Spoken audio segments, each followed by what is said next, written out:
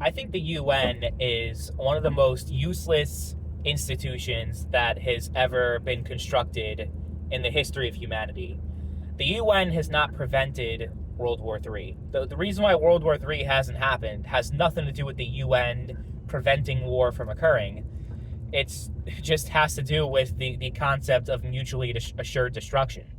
If that, if the idea of, okay, Soviet Union, if you go to war with us, it's going to go nuclear and we're like the entire world is essentially going to be destroyed. World War III would have absolutely happened in the 1960s or the 1970s or the 1980s, right? The United Nations didn't do jack shit to ease the tensions down in the Cold War. They like any of the major conflicts that you can think of since World War II, they didn't really do anything to mitigate that or prevent it or whatever you want to say. Like even like the main conflicts going on right now with Israel and Palestine, which is a conflict that's been going on much longer than the United Nations existed. It's for many centuries at this point. The Jews and the Arabs in the Middle East. It's a long-standing conflict, but the existence of the UN didn't relieve tensions anymore than had it already existed before. And what's going on right now with Russia and the Ukraine? The UN condemns what Russia has done. Okay, well their condemnation is worth less than the shit that I took last night. So it doesn't really serve any functional purpose aside from making people feel good, I guess, to make them feel like, oh, look, we're making a difference with it's a waste of resources, it's a waste of taxpayer money, it's a waste of everything. If the UN disbands tomorrow, we're not gonna be any less safe or in any more danger than we already are right now. That's just the reality of the situation. And the reason why Russia won't go further and just attack a whole bunch of different countries is just because of, he doesn't want to get invaded. He doesn't want Russia to get fucked. He doesn't want there to be nuclear war, like all this stuff, because it's just common sense. North Korea. The existence of the United Nations isn't what prevents North Korea from launching a nuclear strike to Japan or South Korea or the United States.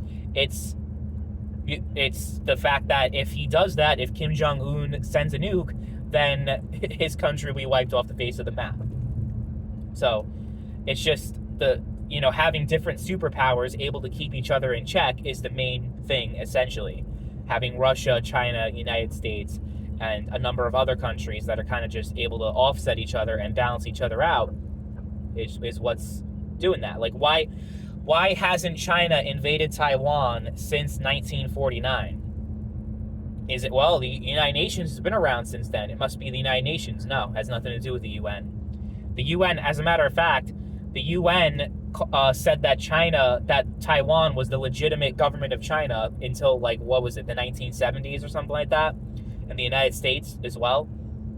That didn't change anything. That didn't change the fact that the communists were the ones in charge, and then that was China.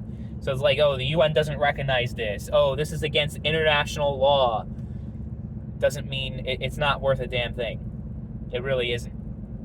I don't think the lack of the League of Nations falling apart, is not what caused World War II, because that's what's commonly attributed. Be like, oh, well, Woodrow Wilson was so far ahead of his time coming up with the League of Nations. If only we had that, then World War II would never happen. The Nazis wouldn't have... Blah, blah, blah, blah.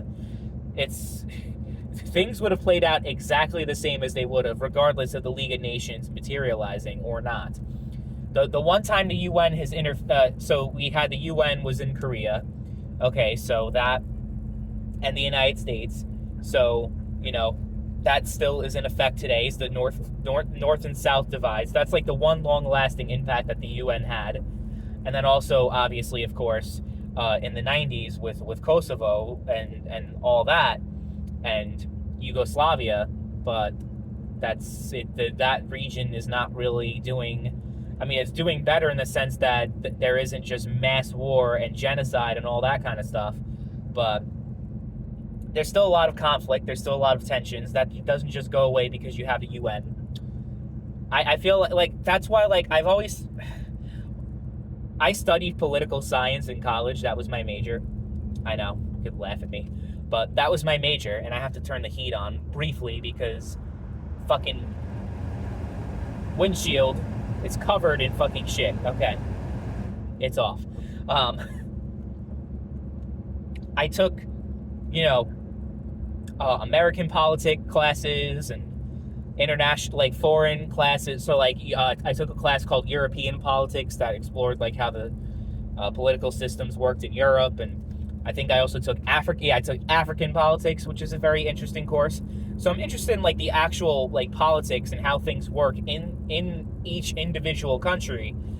But then when I took international relations and international law and those kinds of courses, I'm like, this is just fucking like a waste of everyone's time. It doesn't actually do anything. Like, I feel like if I had a career as a foreign diplomat, I would feel like a complete, well, a foreign diplomat is different, but like a diplomat for the United Nations specifically, it's, what does it do? I have still, after everything I've learned and studied about the UN, and, as I've gotten older, I'm still trying to figure out what its actual purpose is and why we're putting billions upon billions of dollars into it. I'm still trying to figure that one out, because from what I can see, the United Nations has not accomplished anything of value in the almost 80 years since its inception.